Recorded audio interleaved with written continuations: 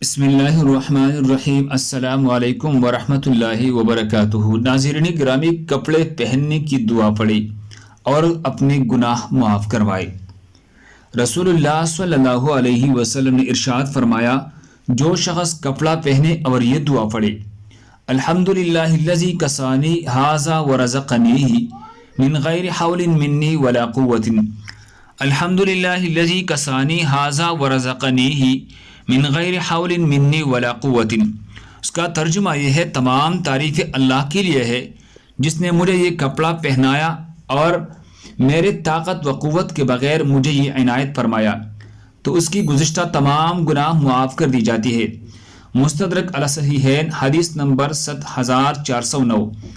اللہ ہم سب کو اس پر عمل کرنے کی توفیق عطا فرمائے۔ دوسرے مسلمانوں کی فائدے کے لیے آگے ضرور شیئر کرے۔ جزاکم اللہ خیر۔